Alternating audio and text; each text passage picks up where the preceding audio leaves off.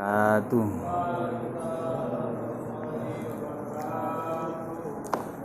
Bismillah, alhamdulillah. Alhamdulillahilladzi hadana li hadza wa ma kunna linahtadiya laula an hadanallah. Asyhadu an la ilaha illallah wahdahu la syarikalah wa asyhadu anna sayyidana Muhammadan abduhu wa rasuluh. Allahumma shalli wa sallim wa barik ala sayyidina Muhammad wa ala alihi wa sahbihi ajma'in. Amma ba'du, fala haula wala quwwata illa billahil aliyyil azim. Ila hadrati Nabi Muhammadin sallallahu alaihi wasallam ala alihi ashabihi wa jami'il masyayikhina masyayikhim usanna hadrati muallif fi hadzal kitab ausan mustadina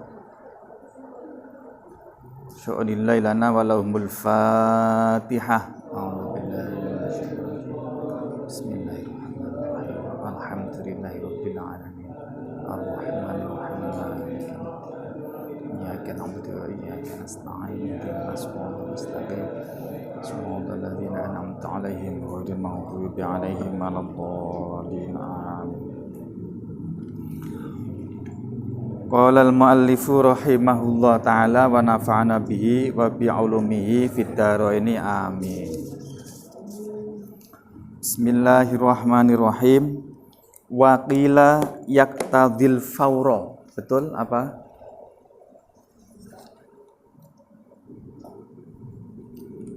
Gimana? Benar ya? Ya, benar? Maju. Ini kosong ya? Maju. Sini.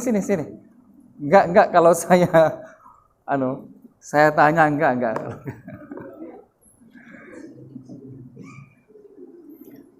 Bagian pendidikan mana? Untuk mulai pengajian normal kapan kan? Gimana?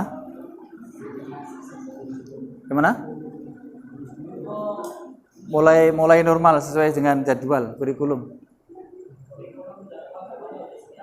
Terus kapan mulai? Oh. Jadi nanti kita usahakan ini kita dikhatamkan dulu. Jadi ini dulu dikhatamkan karena itu nanti penjelasannya kita cepat aja. Penjelasannya enggak terlalu detail, pokoknya murodnya saja. Tapi maju dong, sini. Ayo. Di mana nih lengkap? Bismillahirrahmanirrahim.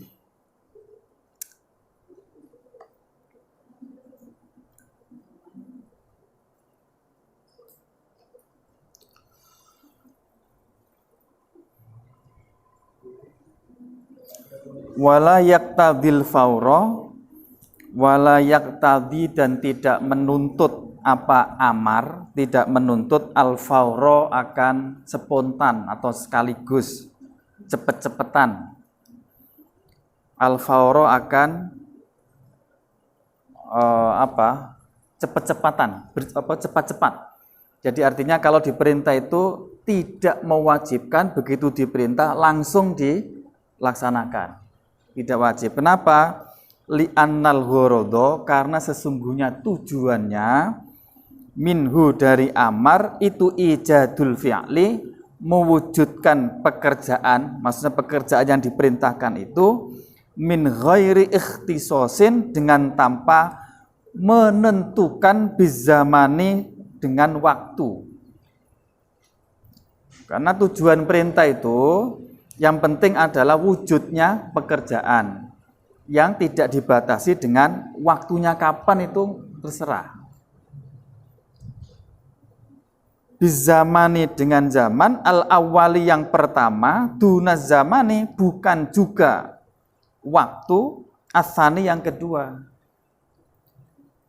Jadi tidak dikhususkan, tidak ditentukan apa hari pertama, hari kedua, jam pertama, jam kedua, tidak. Pokoknya yang penting begitu diperintahkan, yang penting perkara yang diperintahkan itu wujud. Contoh, Contoh misalnya perintah untuk sholat. Itu yang penting wujudnya sholat. Entah ditaruh di waktu awal, apa waktu tengah, apa waktu akhir. Yang penting adalah mengerjakan sholat. Wakila, dan diucapkan atau kalau ada kata-kata kil, itu menunjukkan bahwa ada pendapat lain yang tidak sama dengan pendapat sebelumnya. Jadi ada pendapat lain yang menyatakan yaqtadi, menuntut apa amar, menuntut al-fawra,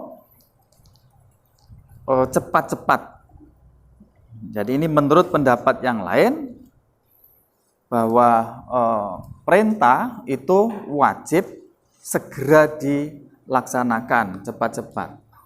Nah, wa ala dzalika, dan berdasarkan atas yaqtadil faur, berdasarkan pendapat ini, yuhmalu, diterapkan, yuhmalu diterapkan apa kauluman, pendapatnya ulama, yakulu, yang berkata siapa man, berkata annahu, sesungguhnya amar itu yaqtadi, menuntut apa amar, menuntut at-tikrara, akan atau terhadap diulang-ulang.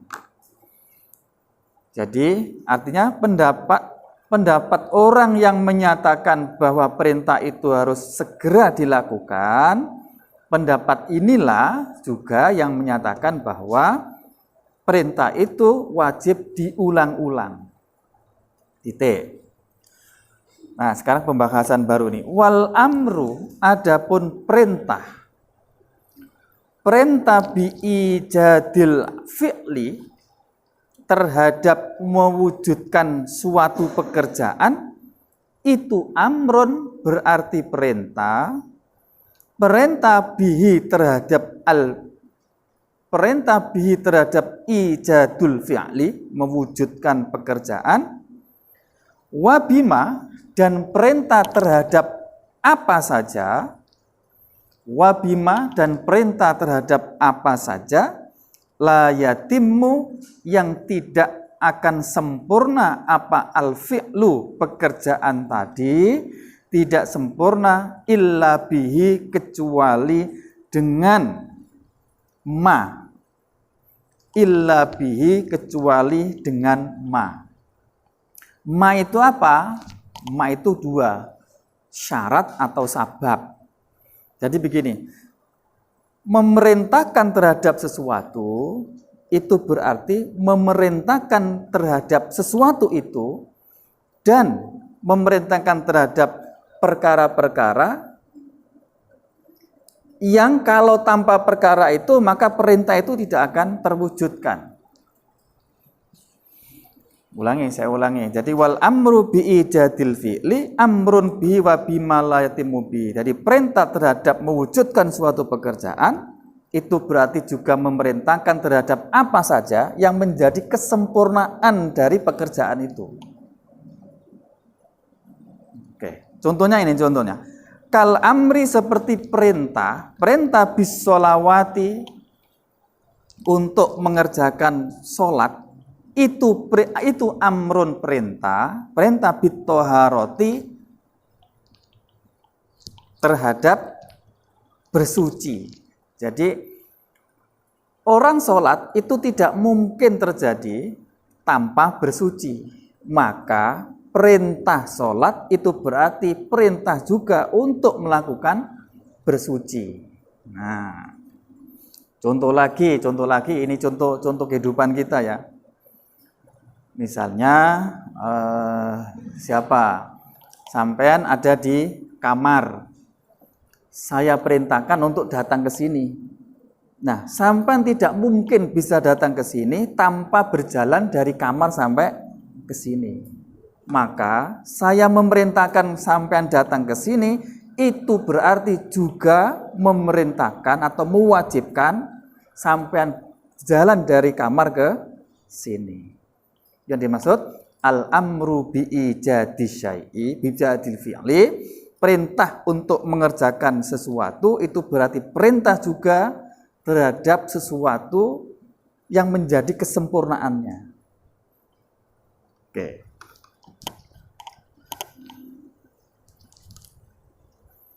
Itu amrun perintah bitoharoti dengan terhadap bersuci. Yang bersuci tadi itu al-muaddiyati yang mengantarkan ilaiha kepada sahnya sholat. Ilaiha kepada sahnya sholat. Kenapa? Fa innas sholata, karena sesungguhnya sholat itu la tasihhu, tidak akan sah apa sholat, tidak sah biduniha dengan tanpa toharo.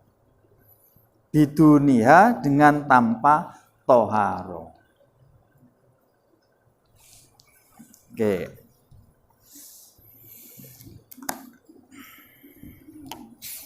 Contoh lagi, misalnya sampean wudu ya, sampean wudu. Wudu itu kewajibannya kan membasuh wajah ini ya. Definisi wajah itu kan mulai ini yang biasa tertumbuh rambut sampai ini apa namanya ini? Dagu ya. Kemudian telinga sampai telinga. Nah, sampean kan nggak mungkin akan bisa membasuh pas persis seperti itu tanpa membasuh sebagian dari kepala. Jadi selain wajah ini namanya kepala. Jadi sampean tidak mungkin akan bisa membasuh wajah pas persis batasnya tanpa membasuh sebagian dari kepala. Maka perintah membasuh wajah itu berarti juga perintah juga membasuh sebagian dari kepala. Karena nggak mungkin pas persis, kan nggak mungkin, benar nggak? Mesti berentek, nanti berentek ya. Mesti nyebrang ke bagian kepala. Berarti nyebrang ke bagian kepala itu juga ikut wajib, karena perintah membasuh wajah itu wajib. Mafhum ya? Oke. Bismillahirrahmanirrahim. Oke. Nah, kalau sudah perintah itu sudah dikerjakan, apa konsekuensinya? Wa idza fu'ila, dan apabila telah dikerjakan. Lafal fu'ila itu bil bina'i dengan dimabnikan lil maf'auli, mabni lil maf'ul, ay al ma'muri. Wa idza fu'ila, dan apabila telah dikerjakan apa al ma'muru, perkara yang telah diperintahkan, apa konsekuensinya? Yahruju, maka telah keluar. Yahruju maka keluar atau terbebas siapa al-ma'muru, orang yang diperintahkan, keluar anil uhdati, dari apa? Anil uhdati, dari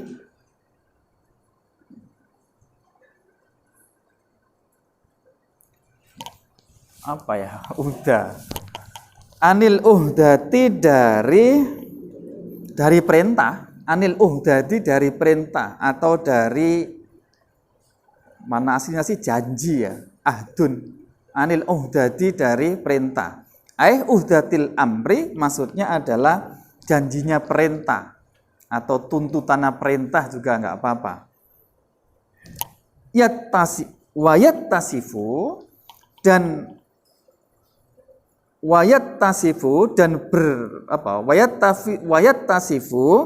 Dan memiliki sifat apa al-fi'lu, pekerjaannya tadi itu memiliki sifat bil ijza'i, dengan sifat ijza' atau cukup.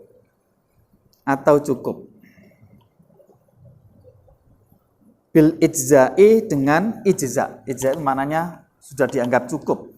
Artinya begini. Kalau sampai diperintah, sudah belum? Sudah? Kalau sampai diperintahkan suatu pekerjaan, terus sampai sudah melakukan pekerjaan itu sesuai dengan perintah, maka konsekuensinya dua. Satu, sampai sudah keluar dari perintah tadi, artinya sudah terbebas dari perintah. nggak disuruh melakukan lagi, itu satu. Yang kedua, pekerjaannya tadi itu sudah dianggap cukup. Dianggap cukup itu artinya ya sudah dianggap mengerjakan. Misalnya saya perintahkan, siapa Kang namanya Kang? Siapa? Hah? Masa cowok namanya Intan? Siapa? Bintang. Bintang. Berdiri. Berdiri. Nah. Kum, berdiri. Nah. Bintang saya suruh berdiri. Kalau sudah berdiri begini, sudah duduk sekarang. Satu, berarti dia sudah terbebas dari perintah saya. Satu. Yang kedua, berdirinya tadi sudah dianggap cukup menggugurkan terhadap perintah saya. Itu konsekuensinya. Sama, kalau sampai diperintahkan melakukan sholat, asalkan sudah melakukan sholat, ya sudah cukup. Sudah cukup artinya tidak menimbulkan tuntutan untuk melakukan pekerjaan. Berbeda kalau tidak dianggap cukup, nanti di akhirat tetap akan dituntut untuk melakukan pekerjaan itu. Contohnya misalnya, diperintahkan untuk sholat. Sudah sih melakukan sholat, tapi sholatnya dilakukan belum sesuai dengan syarat rukunnya. Sudah dilakukan, tapi belum memenuhi syarat rukunnya. Nah, melakukan, tapi belum sesuai syarat rukunnya ini seperti ini, itu berarti pekerjaannya belum dianggap dan belum bisa keluar dari tuntutan perintah. Mafhumnya apa? Dia masih ketatrapan. Ketatrapan apa? Dia masih dituntut untuk melakukannya sampai nanti di akhirat. Nah, dite. Oke, sampai sini mafhum ya. Bismillahirrahmanirrahim. Alladzi yadkhulu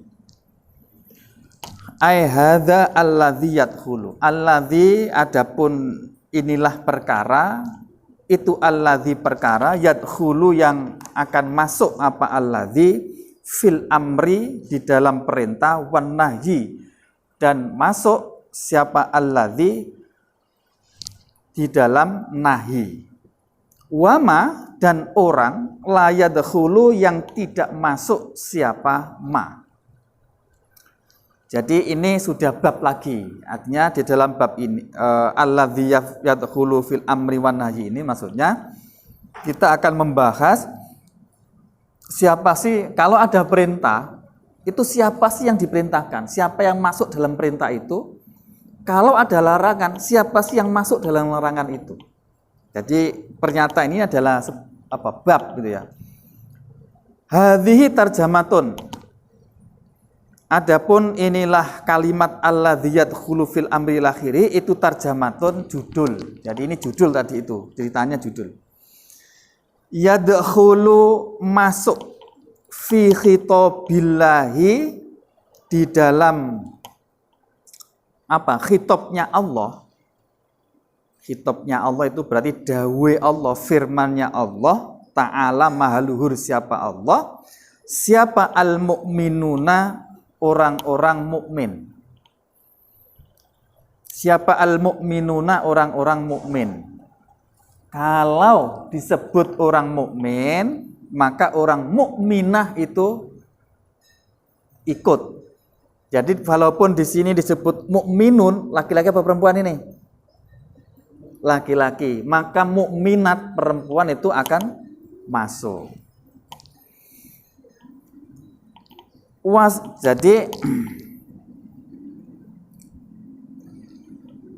Jadi kalau Gusti Allah itu dawuh dalam Al-Qur'an, maka yang kena sasaran terhadap dawuh Gusti Allah itu adalah orang mukmin. Wasayati dan akan datang apa al-kalamu pembicaraan fil kufari tentang orang-orang kafir. Nah, bagaimana orang kafir nanti pembahasannya di bawah, di belakang. Wasahi dan orang yang lupa. Sorry, ulangi. Ini mubtada. Wasahi, adapun orang yang lupa.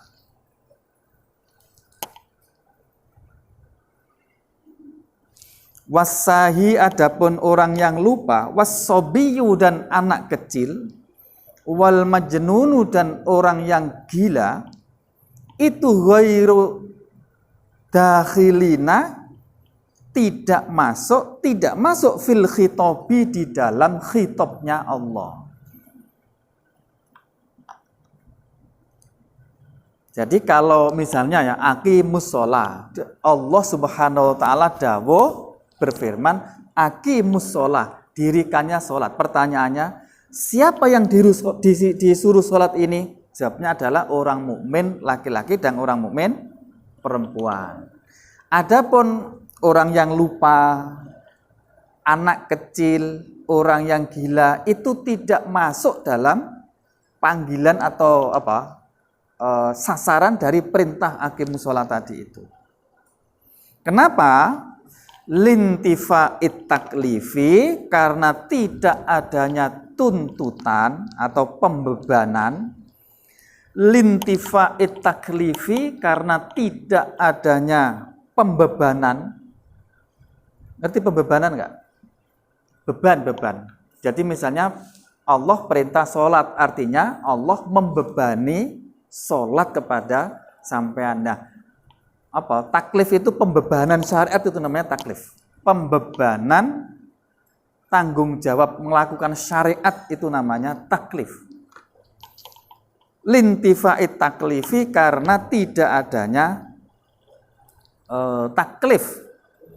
Tidak ada anhum dari mereka, yaitu as-sahi, sobi, dan majnun.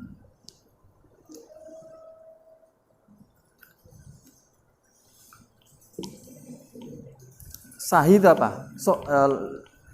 Lupa itu apa? As-sahi. Apa lupa itu? Ya lupa. Lupa itu apa? Aduh, sorry, saya lupa. Apa lupa itu? Apa?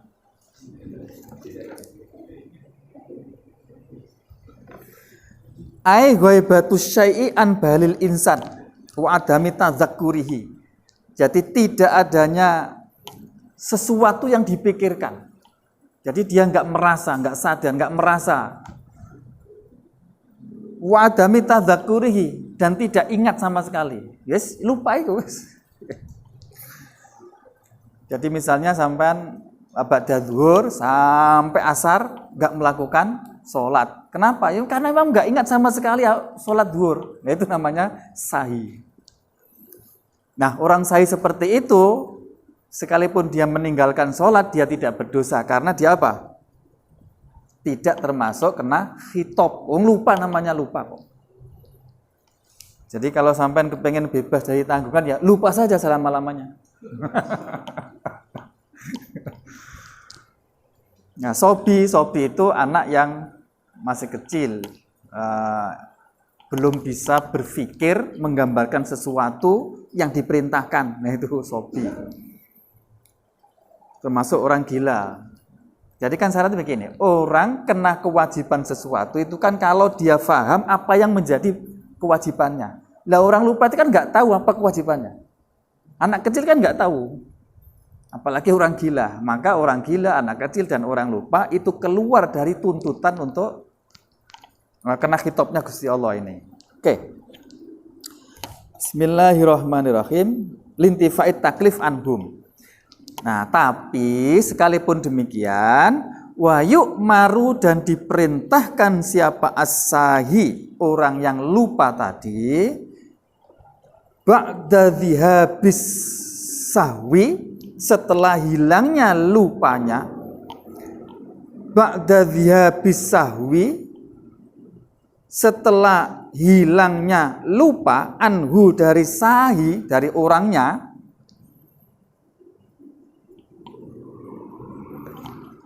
diperintahkan apa? Diperintahkan bija beri kholalis sahwi, dengan apa? Mengganti kekurangan lupanya. Apa? Mengganti kekurangan kodok lah, kodok. Jadi kalau sampean lupa nggak sholat duhur, ya nanti kalau sudah ingat wajib sholat duhur. Contohnya kakodo ima, seperti mengkodo sesuatu.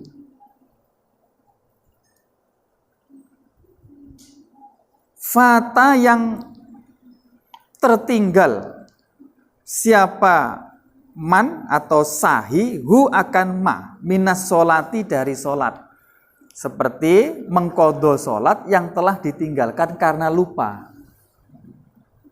Itu wajib, jadi wajib ya. Ketiduran itu sama. Jadi sama dengan hukumnya lupa adalah orang yang ketiduran. Ketiduran ya bukan tidur ya, beda ya. Kalau ketiduran itu tanpa sengaja, kalau tidur itu sengaja. Jadi contohnya begini.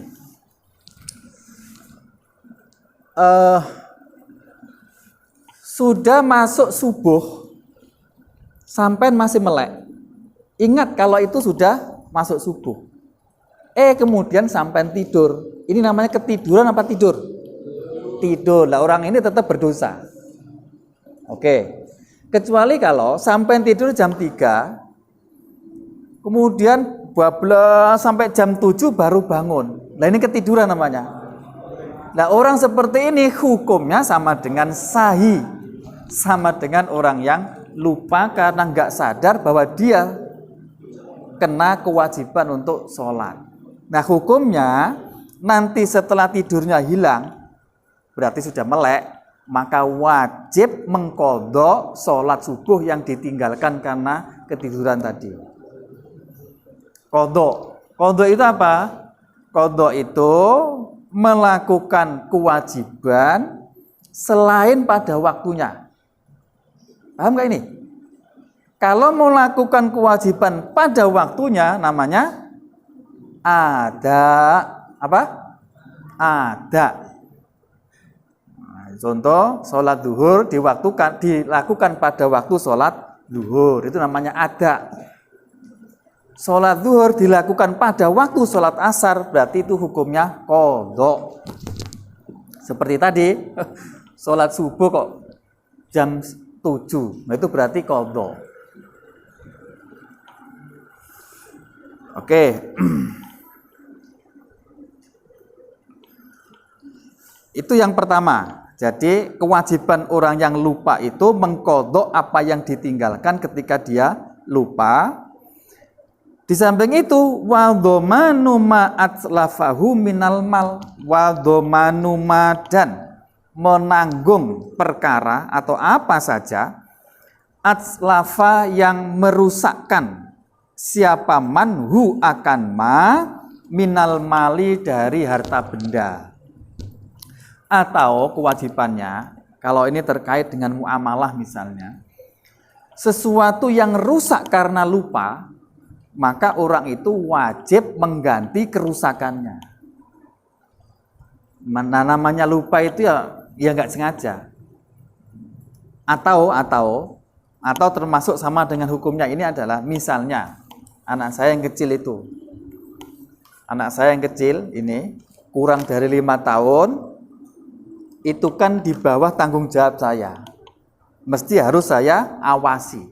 Kok saya lupa tidak mengawasi kemudian merusak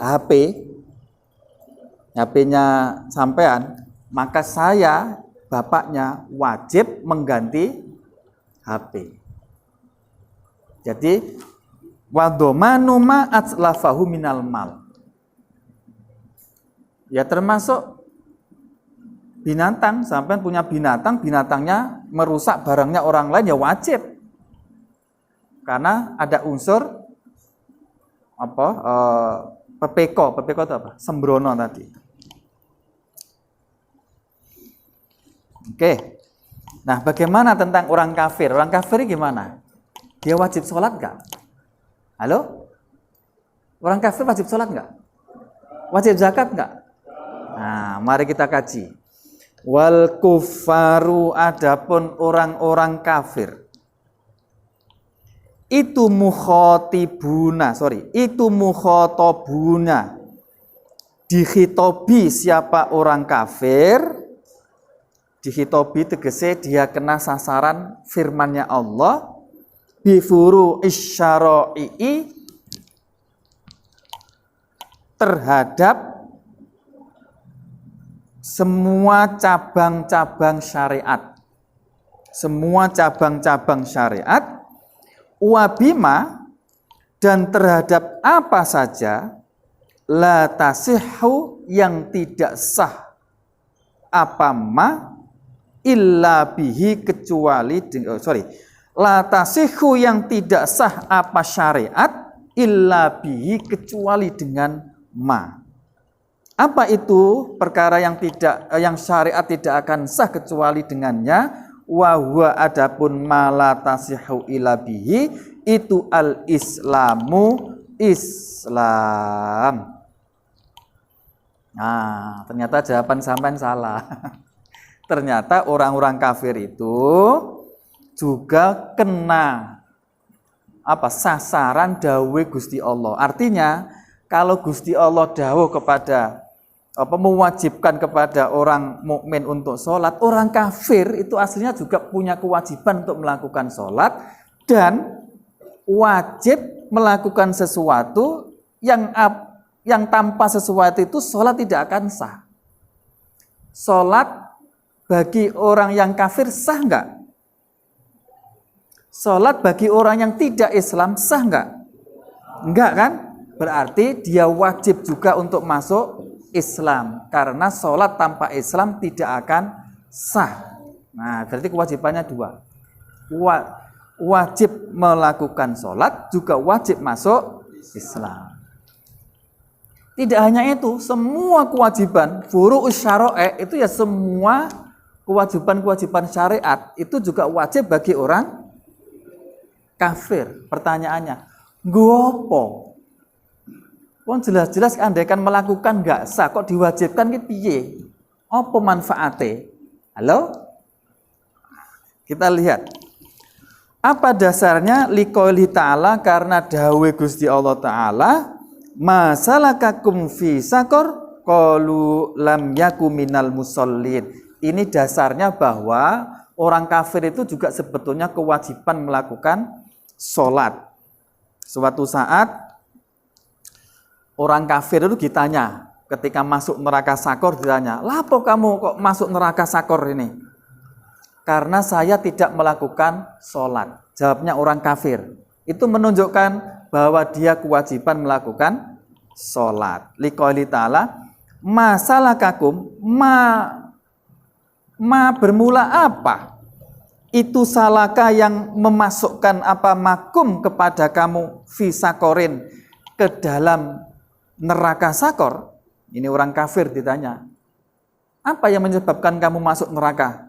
Dijawab, qalu, jawab siapa kufar? Jawab, lam naku minal musallin. Lam naku, tidak ada siapa kami orang kufar itu minal musallina, termasuk orang-orang yang sholat. Mafhum ini ya? Ini Al-Quran. Dari situlah kemudian oleh musannif disimpulkan, oh berarti orang kafir itu tetap punya kewajiban melakukan sholat.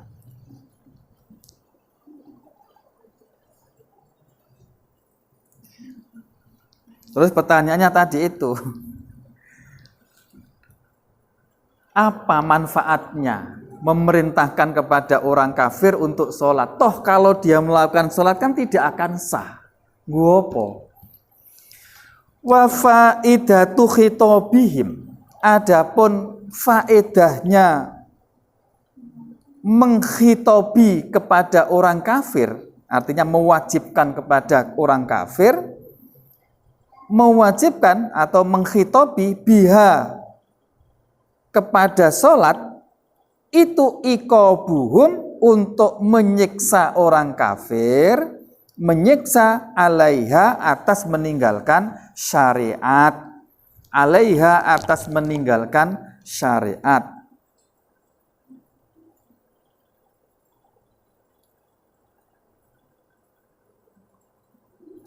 Idz la tasihhu, karena tidak akan sah apa sholat minhum dari kufar.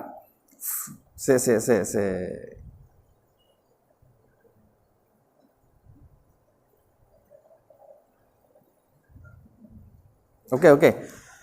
Idh la tasihhu, karena tidak akan sah apa sholat minhum dari kufar. Fi halil kufri, ketika kondisi kafir.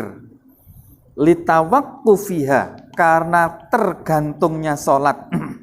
Tergantung alan niyati, atas niat. Al mutawakkifati, yang tergantung apa niat, tergantung alal islami, atas Islam. Alal islami, atas Islam.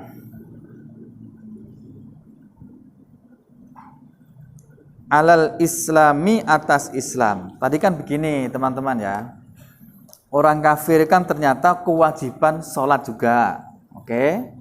Dan kewajiban sesuatu yang tidak mungkin sholat itu terjadi, yaitu apa namanya?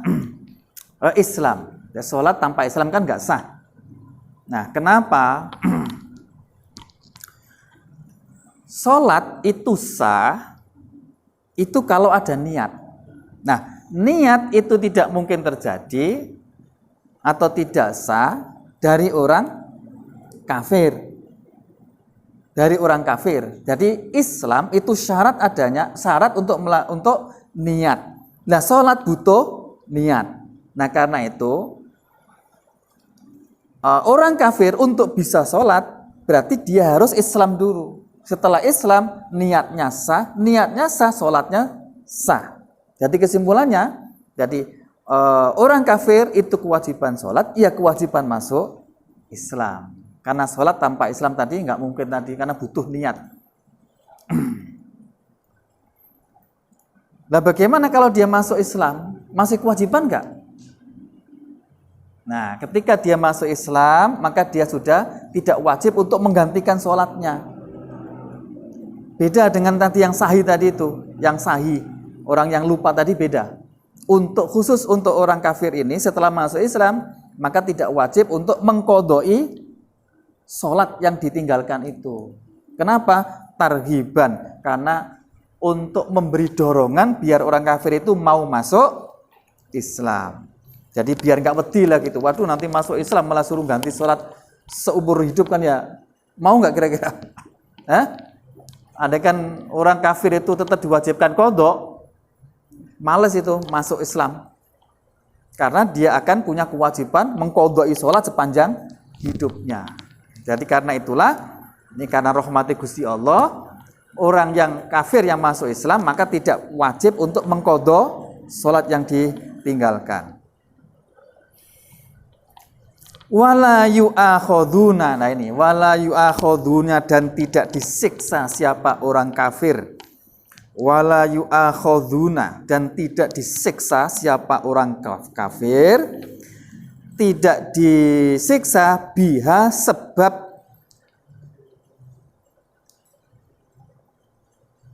sebab sholat atau sebab syariat ba'dal islami, setelah masuk Islam.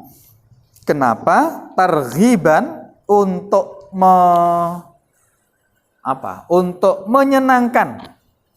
Targhiban, untuk menyenangkan, untuk mendorong fihi, di dalam masuk Islam, agar orang kafir mau masuk Islam.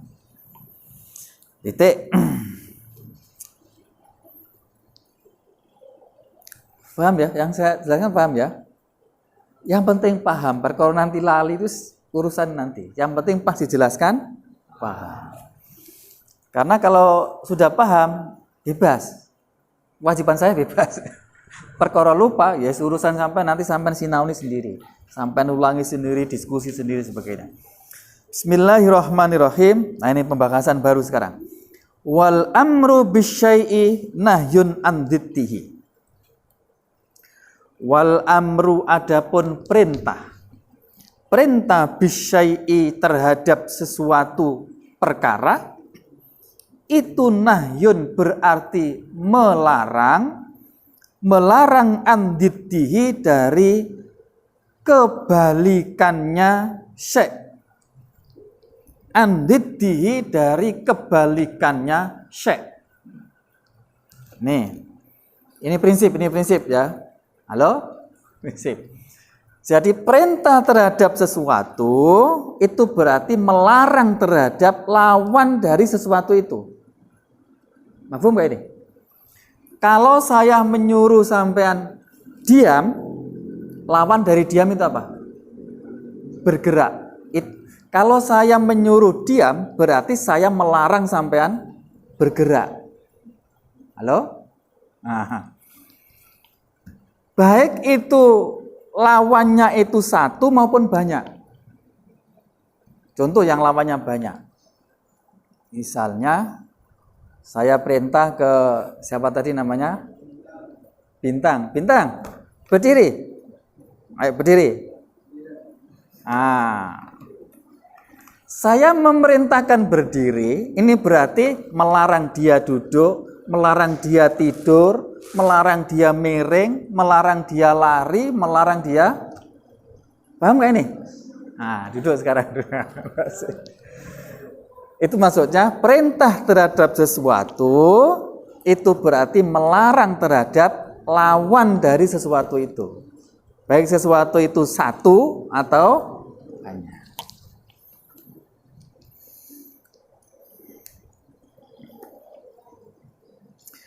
Wan nahyu anisyai'i amrun bididdihi, sebaliknya. Wan nahyu adapun melarang anisyai'i dari melakukan sesuatu itu amrun berarti perintah bididdihi terhadap lawannya syai'. Bididdihi terhadap lawannya syai'. Jadi sama, kalau saya perintah misalkan jangan bergerak, itu berarti saya memerintahkan sampean untuk diam. Jangan diam, berarti saya memerintahkan untuk bergerak terus. Jadi melarang sesuatu berarti memerintahkan lawan dari sesuatu itu. Nah, fa'idza qala, maka apabila berkata siapa seseorang lahu kepada orang lain, uskun, diamlah, karena maka ada siapa man itu nahian mencegah atau melarang lahu kepada akhor, kepada orang lain tadi, melarang anit taharruki dari bergerak. Anit taharruki dari bergerak. Jadi kalau ada orang mengatakan diamlah, itu berarti melarang bergerak. Aula tataharrak, atau mengatakan la tataharrak, jangan bergerak siapa engkau. La tataharrak, jangan bergerak siapa engkau. Karena maka ada siapa man itu amirun, orang yang memerintahkan lahu kepada orang lain, kepada akhor, memerintahkan bisukuni untuk diam. Jadi kalau ada perintah jangan bergerak, itu berarti disuruh untuk diam. Bismillahirrahmanirrahim. Dah, pembahasan amar sudah selesai. Prinsip-prinsipnya tadi itu. Kira-kira bisa diingat ya. Jadi ada beberapa kaidah yang berlaku terhadap amar atau perintah. Apa kemarin yo? Satu, bahwa perintah itu tidak menghendaki untuk dilakukan secara berulang-ulang. Kenapa? Karena suatu pekerjaan itu tuntutannya yang penting wujud. Baik itu dikerjakan sekali atau berulang, yang penting wujud. Dua, apalagi? Perintah itu tidak mewajibkan untuk dilakukan segera. Tapi bisa kapan saja karena yang penting wujud. Yang ketiga apa? Perintah terhadap sesuatu berarti perintah juga terhadap apa saja yang menjadi prasyarat atau kesempurnaan dari sesuatu itu. Apalagi al-amru bisyai' nahyun an diddihi. Merintah terhadap sesuatu berarti larangan terhadap sebaliknya. Atau dibalik, melarang terhadap sesuatu berarti perintah terhadap sebaliknya. Oke, nah sekarang tentang larangan. Wan nahyu, adapun larangan. Apa sih larangan itu? Itu istid'aun. Itu istid'aun, meminta. Ayatolabut tarki maksudnya adalah menuntut meninggalkan. Bil kauli dengan ucapan, mimman dari seseorang, huwa yang bermula man, itu dunahu di bawahnya apa? Itu dunahu di bawahnya nahi. Nahi itu orang yang melarang. Ala sabilil wujubi, secara wajib. Ala sabilil wujubi, atas jalan mewajibkan. Ala sabilil wujubi, atas jalan mewajibkan.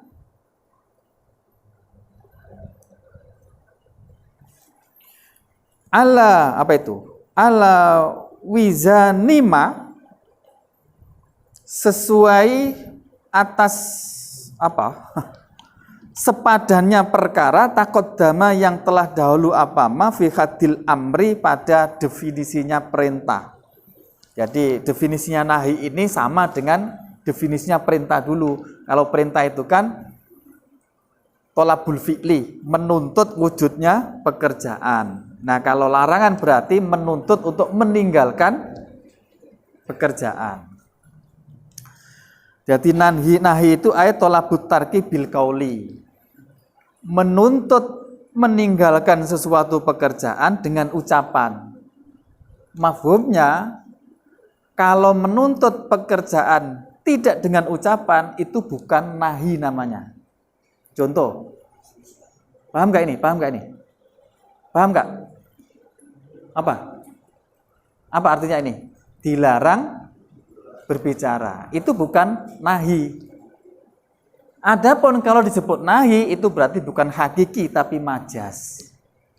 Nah, tapi yang disebut amr nahi di sini itu adalah ucapan. Contoh misalnya, jangan berdiri, jangan bicara. Nah, itu namanya nahi. Miman dunahu, dari orang menuntut meninggalkan suatu pekerjaan dari orang yang lebih rendah. Mafhumnya, kalau menuntut meninggalkan dari orang yang sepadan, itu bukan disebut nahi. Contoh, sampean sesama mahasiswa, itu tidak disebut nahi, nanti disebut iltimas. Atau menuntut wujudnya meninggalkan pekerjaan tadi itu dari orang yang lebih atas. Misalnya mahasiswa kepada dosen, itu bukan larangan, tapi apa? Permohonan, ya enggak? Halo? Kayak persis seperti definisinya kemarin tentang amar itu. Ala sabilil wujub, dengan jalan mewajibkan. Berarti kalau ada menggunakan fi'il nahi, kok tidak mewajibkan untuk meninggalkan pekerjaan, itu berarti bukan nahi. Jadi dikatakan nahi kalau memenuhi berapa syarat ini? 3, apa? 1, dilakukan dengan ucapan. Yang kedua apa? Dari orang yang lebih rendah kepada orang yang lebih atas, meninggalkannya tadi itu. Yang ketiga apa? Mewajibkan untuk meninggalkan. Oke. Bismillahirrahmanirrahim. wa yadullu dan menunjukkan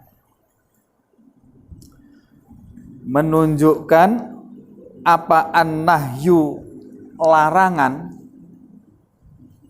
al-mutlaku yang mutlak syar'an secara syariat menunjukkan ala fasadil manhiyi anhu atas rusaknya perkara yang dilarang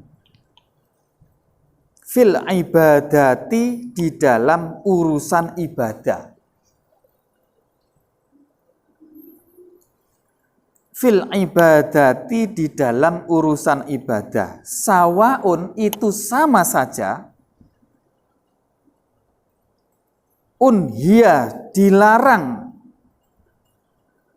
apa anha ibadah li'ainiha karena apa? Karena ibadah itu sendiri.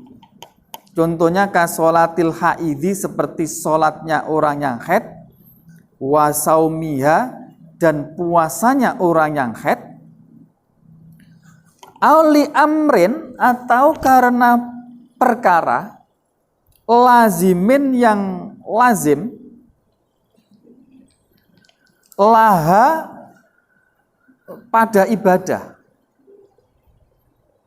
lazimin yang tetap atau yang menyertai laha kepada ibadah, seperti kasaumi yaumin nahri, seperti puasa hari Idul Adha, hari kurban.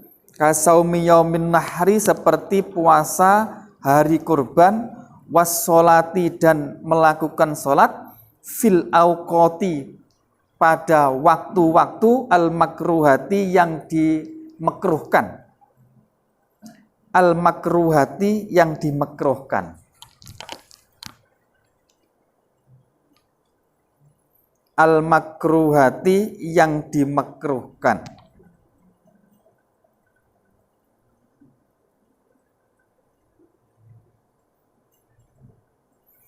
Oke. Jadi ini kaidah yang pertama tentang nahi. An-nahyu al-mutlaq syar'an ala fasadil manhi. Jadi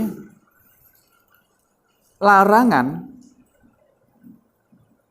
ngerti larangan ya?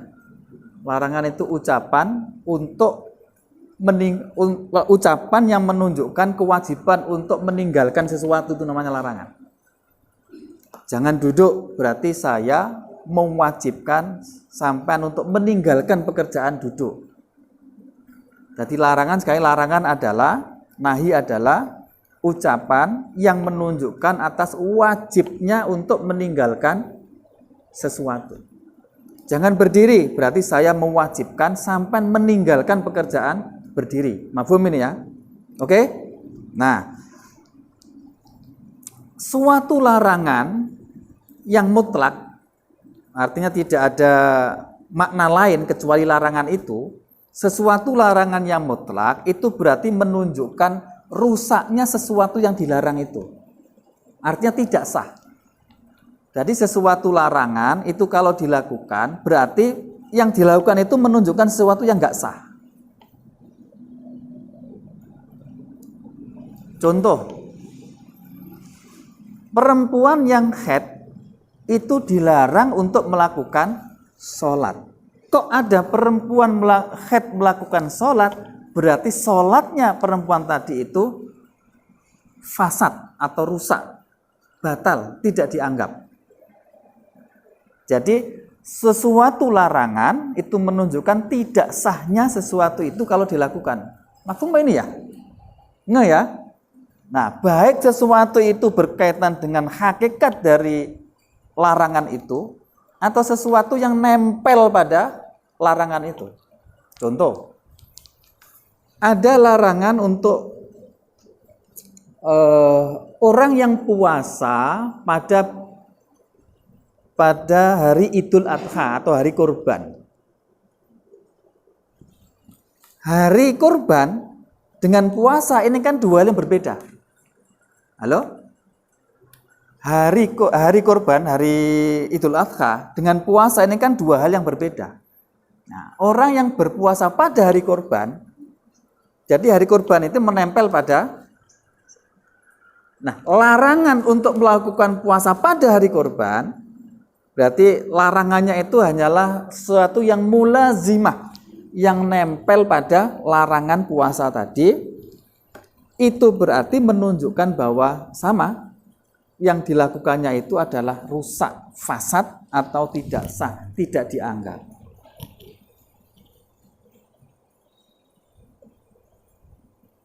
Berbeda dengan larangan itu yang tidak mulazim. Contohnya begini.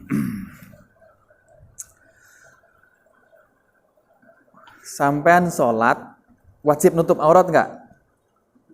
Wajib. Nutup auratnya memakai baju tapi bajunya menggasap. Boleh enggak? Halo? Menggasap, ngerti gasap ya? Makai tanpa izin. Boleh enggak? Enggak, berarti kan dilarang. Pertanyaannya, sholatnya sah enggak? Sholatnya sah enggak? Oke, saya contoh lagi. Sampai sholat pada sajadah, tapi sajadahnya apa? Gasap, gosop. Sholatnya sah enggak? Sah enggak? Gasap itu larangan apa enggak? Nah, ini contoh. Jadi melakukan sholat pada tempat yang tempatnya itu tidak halal, itu sholatnya tetap sah. Kenapa kok beda dengan tadi? Karena sholatnya tempatnya yang gasapan tadi itu tidak mulazim atau tidak menjadi bagian dari sholat.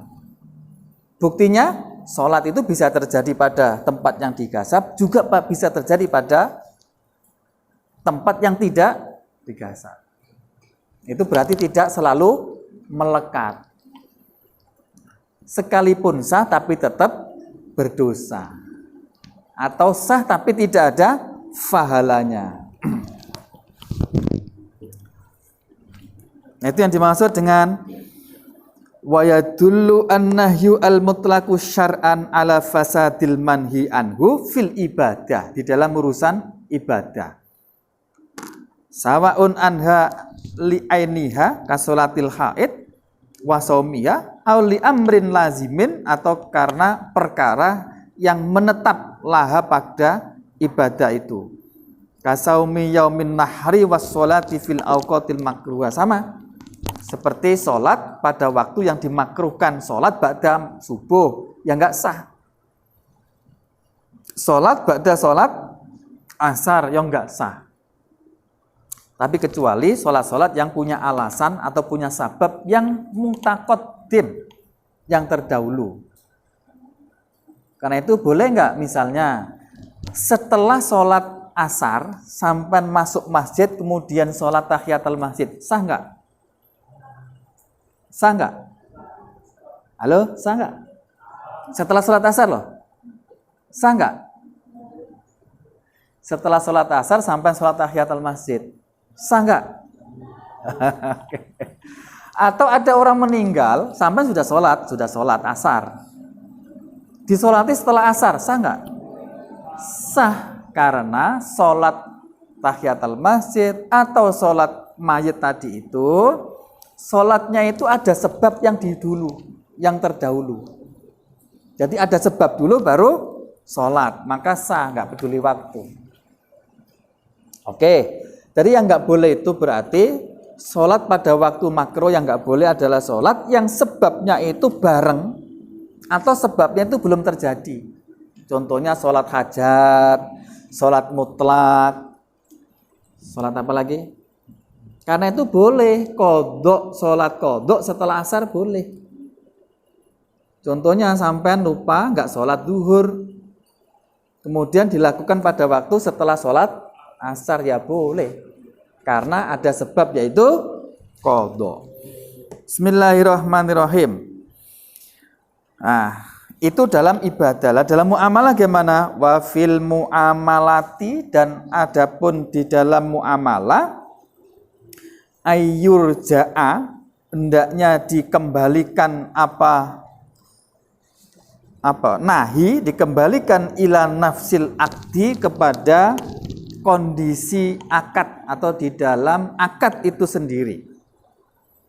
Kama fi bai'il hasoti, seperti yang terjadi pada jual beli hasot. Hasot itu apa? Kerikil, ngerti kerikil ya?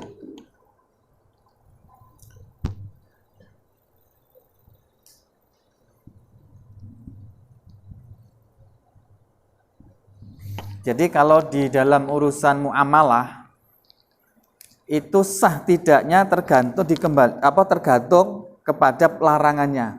Kalau larangannya itu pada akadnya itu sendiri, maka menyebabkan tidak sah. Contoh jual beli hasot ya. Jual beli hasot itu begini. Ini misalkan kerikil ya, kerikil. Halo. Nah, jual beli hasot begini, kerikil. Di sana ada baju. Baju diletakkan di, pokoknya ini saya akan melempar kerikil ini. Mana saja yang kena itulah yang menjadi yang saya beli. Saya melempar, mana saja yang terkena lemparan saya itulah yang akan beli. Itu namanya bai'ul hasad. Karena barangnya enggak jelas sehingga begitu itu enggak sah. Akad begitu enggak sah karena itu dilarang, dan larangannya itu terkait dengan jual beli itu sendiri. Jual beli kan ada syarat rukunnya. Halo? Ada akad, ada barang yang dibeli, ada pembeli, ada barang dipakai untuk beli. Lah akadnya tadi itu seperti tadi itu. Mana saja yang kena ini. Nah, seperti itu makanya tidak sah karena terkait langsung dengan akadnya. Itu yang dimaksud dengan yurja'u ila nafsil akdi. Larangannya itu terkait langsung dengan akadnya. Auli amrin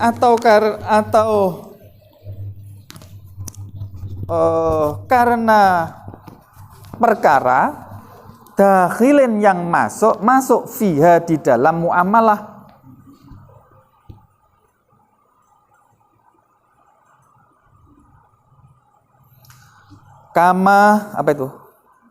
Kama fi bai'il malakihi, sebagaimana yang terjadi pada jual beli malakih.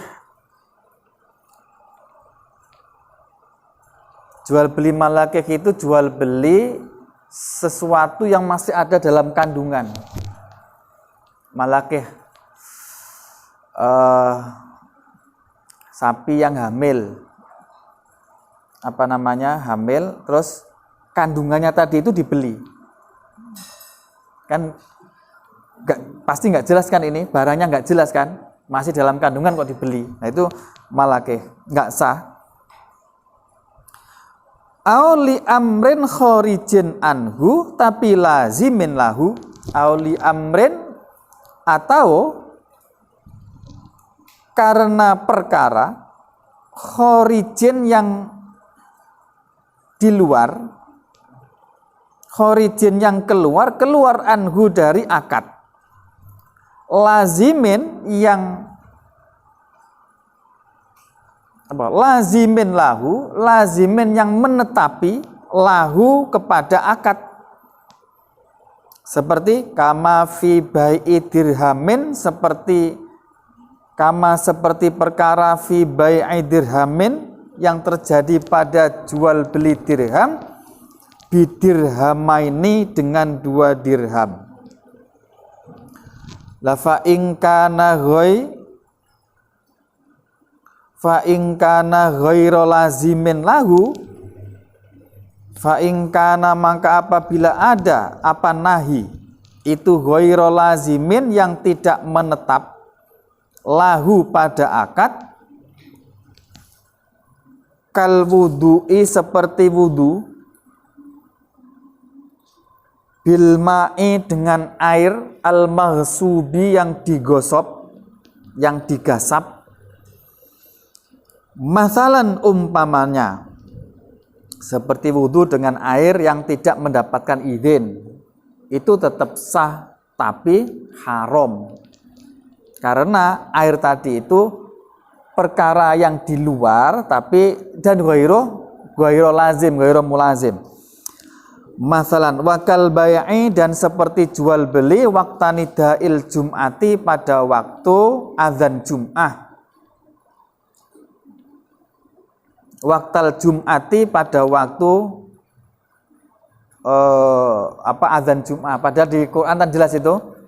Idza nudiya lis-sholati min yaumil jumu'ati fas'au ila dzikrillah. Kalau sudah dipanggil untuk melakukan sholat Jumat, maka fas'au ila dzikrillah, cepat-cepat untuk sholat Jumat. Itu mafhumnya tidak boleh melakukan aktivitas lain selain itu. Nah, termasuk jual beli. Ada orang jual beli pas Jumatan seperti itu. Pertanyaannya, sah enggak? Tetap sah tapi haram, karena larangannya larangan jual belinya itu di luar akad atau di luar dari komponen jual beli itu sendiri. Itu namanya kharij, sesuatu yang ada di luar.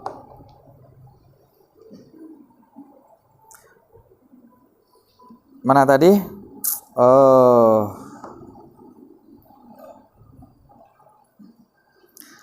Fa'ingkana, maka apabila ada apa nahi itu ghairu lazimin lahu kawudu'in bil ma'i al mangsubi masalan wakal ba'i waqtani da'il jumati lam yadulla, maka tidak menunjukkan apa nahi.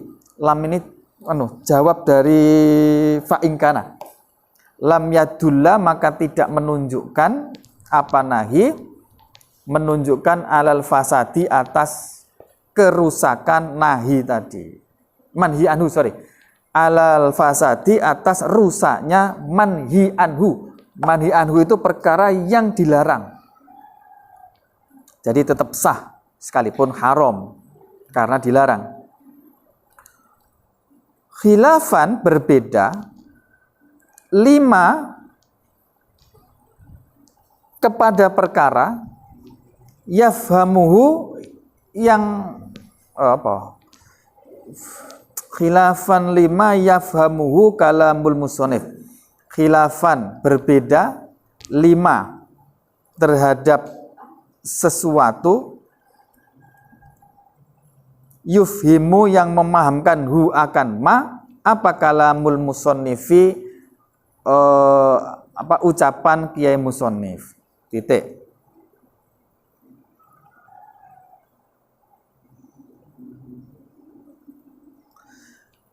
Wah, apa itu? Wataridu, ya benar ya. Mana? Waroda yaridu, wataridu, dan datang. Wataridu, dan datang atau terjadi atau apa? Aitu jadu, maksudnya adalah ditemukan.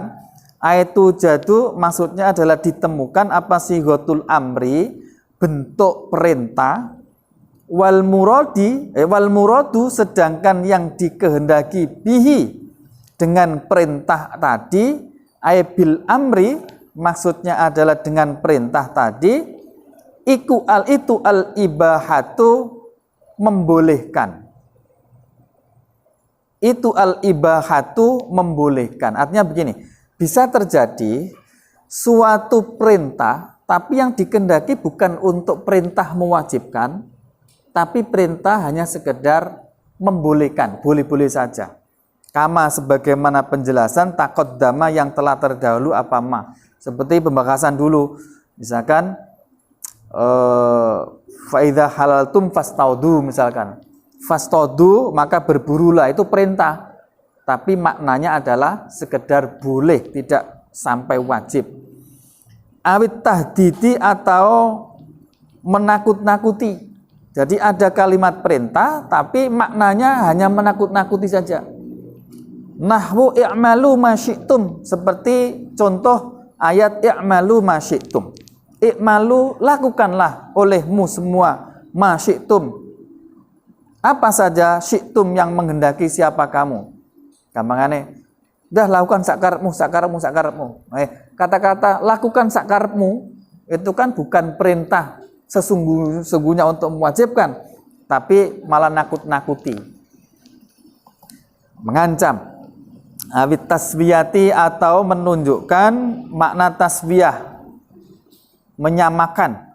Nahwu isbiru au la tasbiru, seperti ayat isbiru au la tasbiru. Isbiru, bersabarlah siapa engkau, au la tasbiru, atau tidak bersabar siapa engkau. Aula tasbiru, atau jangan bersabar siapa engkau. Jadi bersabar dengan enggak bersabar hukumnya sama, maksudnya tasbih. Awit takwini, atau mewujudkan. Awit takwini, atau mewujudkan. Mewujudkan secara cepat. Nahwu kunu kirodatan khosiin.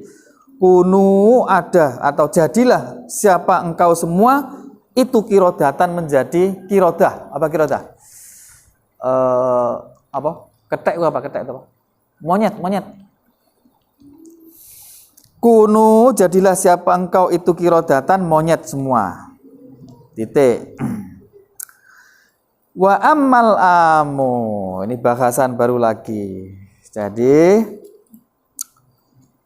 amar nahi sudah selesai dibahas. Insya Allah pada pertemuan besok membahas tentang lafal yang am, lafal yang umum. Ingat kemarin pembahasan usul fikih itu terkait dengan lafat. Ada lafat amar, ada lafat nahi, ada lafat am, ada lafat khos, dan seterusnya. Nanti belakangan membahas tentang cara istimbat. Ada pembahasan tentang istihad, tentang mustahid, tentang mufti, mustafti, dan seterusnya. Sekian, semoga apapun berkah manfaat untuk kita semuanya. Ila diniyah wa ila hadrati Nabi Muhammadin sallallahu alaihi wasallam. Syai'unillah lamul Fatihah. A'udzu billahi minasyaitonir